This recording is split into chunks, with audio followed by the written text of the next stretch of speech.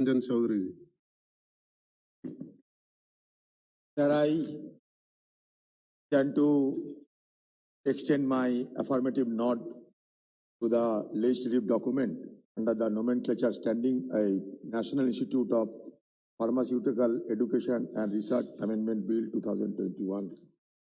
Today, taking the opportunity, I would like to pay my homage to the greatest soul of our country, Baba Bhimrao Ambedkar ji. Not only me, people across the world today has been commemorating in memory to the great soul of our country. He used to exhort us that I like the religion which teaches equality, liberty, and fraternity. Sir, today we are talking about the pharmaceutical sector of our country.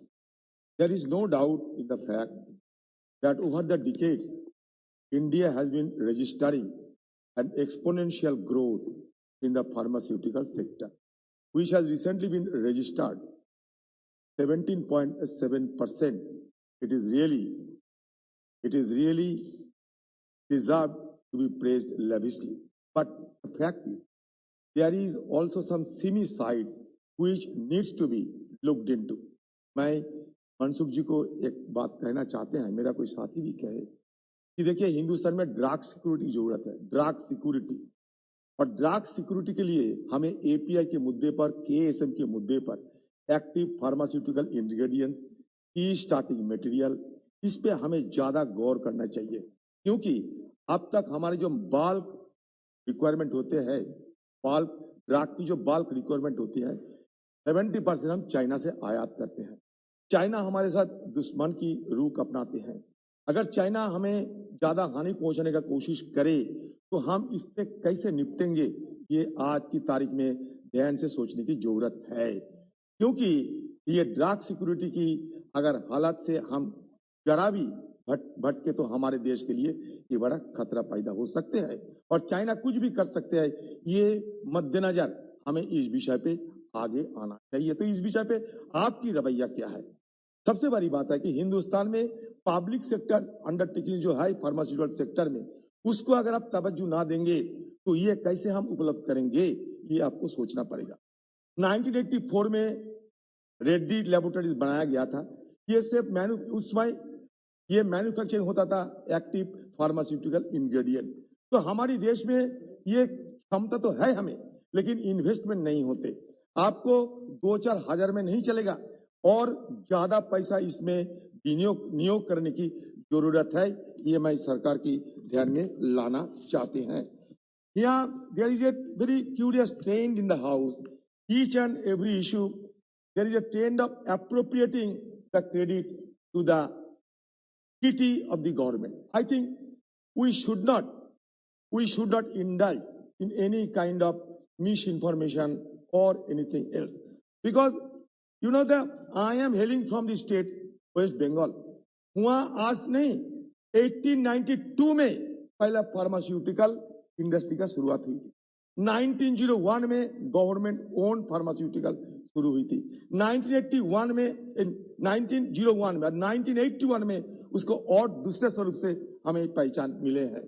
तो वहां आज की तारीख में बंगाल की ये जो Bengal chemicals and pharmaceutical, इसको आगे कम से कम जिंदा तो कीजिए। यह हाइड्रोक्सीक्लोरोक्विन ये सप्लाई किया था, जिसके लिए मोदी जी को डराने में हमारे ट्रम्प साहब को कभी बेहिचक होने पड़ी। वो डराते थे हमारे देश को कि हमें ये हाइड्रोक्सीक्लोरोक्विन चाहिए। वो हाइड्रोक्सीक्लोरोक्विन की प्रोडक्शन बंगाल में हुआ करते थे। तो ये विषय को मद्देनजर आपसे मेरा गुजारिश है कि ये बंगाल की जो केमिकल्स एंड फार्मास्यूटिकल जो हमारे इंडस्ट्री है, इसको आप रक्षा कीजिए, इसको बचाइए, क्योंकि अभी तो ये प्रॉफिट मेकिंग कर रहे हैं। हाँ, कुछ समय पहले इसका कोई खामियां थी, लेकिन अभी वो प्रॉफिट मेकिंग ऑर्गेनाइजेशन बन चुके हैं। हमारे देश में रेड्डी लैबोरेटरीज 1984 में, Ranbaxy laboratories, Torrent pharmaceutical, Dabur, Sun pharma, Zydus Cadila pharmaceutical, Cipla, तो तरह तरह की इंडस्ट्री जो है हमारे देश में, वो मोदी जी के आने का बाद नहीं, मोदी जी की जन्म होने की पहले से शुरुआत हो चुकी है हमारे देश में। तो ये थोड़ा जानकारी आपको देना चाहती इसलिए कि यहाँ थोड़ा गुमराह करने की जरा कोशिश हो रहे हैं। देखिए, India is the largest provider of generic drugs globally. India is recognized as the pharmacy of the world because India has such kind of huge and humongous potentialities of manufacturing drugs. Largest provider of generic drugs globally, Indian pharmaceutical sector supplies over 50% of the global demand for various vaccines, 40% of generic demand in the US, and 25% of all medicine in the UK. Globally, India ranks third in terms of pharmaceutical production by volume and 14 by value. The domestic pharmaceutical industry includes a network of 3,000 drug companies and 10,500 manufacturing units. Presently, over 80% of the antiretroviral drugs used globally to combat AIDS are supplied by Indian pharmaceutical fund, वो भी मोदी जी की सत्ता पे आने का बहुत पहले। According to the Indian economic survey आपने जो किया था 2021, the domestic market is expected to grow exponentially and it में reach 120 to 130 billion by 2030. India's medical device market stood at 10.36 billion. It may also exceed 50 billion by 2025. India is the world's largest supplier of generic medication. हमारे देश से बहुत सारे निर्यात भी होते हैं। तो बात यह है कि ये सिलसिला आज से नहीं, हमारे फार्मास्यूटिकल सेक्टर में हमारी काबिलियत हम बहुत पहले साबित कर चुके हैं। आज जो एस्ट्राजेनेका की बात हो रहे हैं, एस्ट्राजेनेका अलग अलग दो कंपनी, ये दो कंपनी 1999 में मर्ज हुआ था। एस्ट्राजेनेका इंडिया की सब्सिडियरी भी है। तो एस्ट्राजेनेका का जो आज जो कोविशील्ड बना है उसमें भी हमारा हिस्सा है, कोवैक्सीन में भी हमारा हिस्सा है। तो ये हिंदुस्तान की आम लोगों को, हिंदुस्तान की हमारा जो शोध करता है, हमारे जो विज्ञानी है, उनके आज से नहीं। लेकिन आपने क्या किया? आपने कुछ खास कुछ करने पाया आपकी जमाने में? ये खुद बताइए। अब आपको मैं बताना चाहते हैं आपने किस तरह की फेलियर हो रहे हैं। जैसे कि देखिए, delayed constitution of board of governors, ये मैं नहीं कहते, सीएजी कहते हैं। The audit report 2020 notes that the Ministry of Chemicals and Fertilizer was silent on the reason for this delay in constituting the Board of Governors. Deplorable condition. Despite being in operation for more than 10 years, the 6 new NIPAs have been functioning from rented premises. Insufficient permanent staff. Poor student placement. सुनिएगा, rate of student placement has recorded as low as 22. अब खुद बताओ आप कितने पारदर्शिता साबित कर चुके हैं।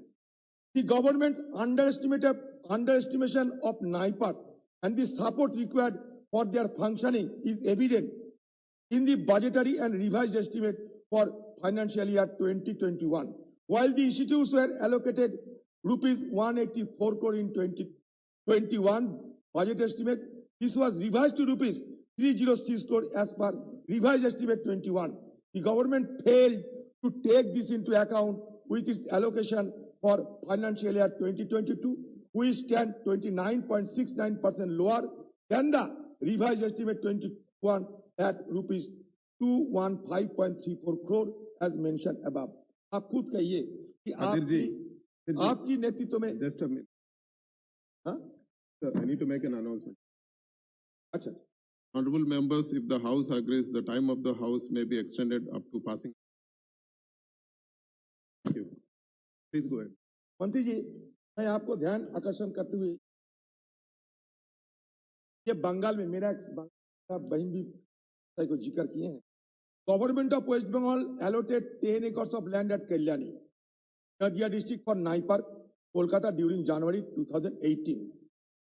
NIPAR Kolkata is currently functioning in the leased premises of Messrs Bengal Chemicals and Pharmaceutical Limited, a PSU under the aegis of the department. As BCPL is under strategic disinvestment, it has been decided to transfer about 20 acres of BCPL land for setting up regular campus of the institute. The construction activities have not started due to deferment of decision by EFC in March 2018 regarding construction of campus. Proposal has again been submitted for consideration and recommendation of EFC. इसका नतीजा क्या होने वाला है? देखिए, जिस बंगाल से pharmaceutical industry की शुरुआत हुई थी, जन्म हुई थी, अगर उस बंगाल की इस तरीके से अनदेखी किया जाएगा तो जरूर बंगाल के आम लोगों को आपके खिलाफ होप जरूर पैदा होगा। दूसरी बात देखिए, ये आपने कहते हैं कि हम घोषित तो कर दिए हैं, लेकिन अभी भी ये मेंटर की बदौलत चलते हैं। तो एक मोहाली छोड़ के सारे जो इंस्टीट्यूट आप बनाने का कवायद कर रहे हैं, वो देखिए सिर्फ एक ही मोहाली खुद अपने दम पर चलता है, बाकी सारे मेंटर इंस्टीट्यूट। तो आप आत्मनिर्भर कब बनोगे? इसका कोई रोड मैप है आपके पास? फिर नए और 4-5 निकाल दिए हैं। तो आप अपने क्षमता की ज्यादा, अब अगर चाहे कि हम काम कर सकते हो अलग बात है, लेकिन आप कीजिए।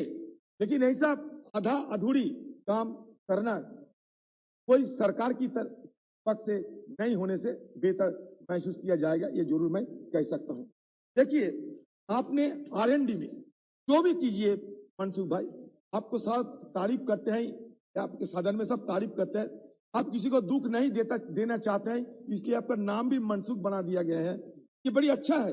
लेकिन देखिए मनसुख भाई, हमारे R&D में आज R&D में स्विट्जरलैंड सबसे ज्यादा पैसा खर्चा कर रहे हैं, स्लोवेनिया नया एक देश बने हैं वो खर्चा कर रहे हैं, बेल्जियम, डेनमार्क इतना पैसा खर्चा करते हैं, छोटे छोटे देश होते हुए भी आपने R&D में कुछ पैसा लगाते हैं।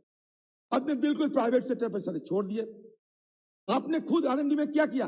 आपकी जो इंस्टीट्यूशन है अभी, उसको आप खुद उसको ब्यौरा आप खुद देखिए आज 2018 से 2020-22 अब अगर आप माने तो MS में 585, PhD 62, MBA 72 था 2018। अभी 2020-22 अभी MS 782, MBA 84, PhD। अच्छा देखिए, रायबरेली में कोई MBA नहीं है, हाजीपुर में कोई MBA नहीं, गुवाहाटी में कोई MBA नहीं, अहमदाबाद में कोई MBA नहीं, कोलकाता में कोई MBA नहीं। तो आप इस ब्यौरा को, इस जो आंकड़े हैं मेरे पास, ये आंकड़े को खुद देखिए और खुद पता कर लीजिए। इतने सारे इंस्टीट्यूट है, लेकिन हम क्या प्रोडक्शन करते हैं, हमारा आउटपुट क्या है, आपको खुद पता चलेगा आपको खामियां कहां है। अब स्टूडेंट्स पास आउट देखिए, पहले तो मैंने आपको दिखाया कि प्लेसमेंट 22%, स्टूडेंट्स पास आउट वहां भी देखिए आप कि MBA में 2016-18 में MBA किए थे 64, 2017-9 में MBA किया है 42, मतलब घटते जा रहे हैं। फिर 2018-20 में MBA कर रहे हैं 36, और भी नीचे जा रहे हैं। तो एक के बाद हर मुद्दे पे, चाहे वो PhD हो, चाहे MBA हो, चाहे MS हो, आपका कोई तरक्की तो नहीं हो पा रहे हैं। तो इससे उभरने के लिए आपको क्या रवैया है? सबसे बड़ी बात यह है कि आपका हर बिल का मनसुख जी को खुशी को पास कराना सर नहीं, ये सबसे एक बड़ा मुद्दा है। मन प्रसन्न हुआ है, एक बड़ा मुद्दा है, मन में हैप्पीनेस आया, इनके मन प्रसन्न हुआ है। अभी कहा इन्होंने स्वीकार किया है, तो मंत्री नहीं है, उनको काम करने दीजिए। बहुत ईमानदार मंत्री है जी, बहुत एक्टिव है, सारे उनको सराहना किए है सदन में, ऐसा नहीं। मनसुख जी, आप एक चीज देखो, हमारे जो इंस्टीट्यूट है यहाँ से रिसर्च पेपर कितना जाते हैं, पेटेंट कितना मिलते हैं, इसके ऊपर सारे निर्भर करते हैं आपकी काबिलियत।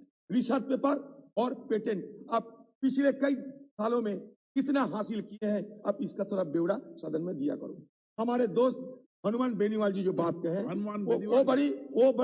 वो बड़ी चिंताजनक है कि हम तो फार्मास्यूटिकल में डेवलप करते हैं, लेकिन फेक मेडिसिन भी हमारी देश में धड़ल्ले से हमें उपलब्ध है। तो हम क्या करेंगे? एक तरफ इतने अच्छे क्वालिटी ड्रग, जन औषधि की बात करते हैं, दूसरी तरफ धड़ल्ले से नकली दवाइयों की हाँ धड़ल्ले से मिलते हैं। तो ये सारे मुद्दे को सामने रखते हुए सर ये बिल को मैं जरूर समर्थन करता हूं और मैं आशा करता हूं कि मनसुख मांडविया के नेतृत्व में आगे ये सेक्टर और काफी तरक्की करेगी। नमस्कार।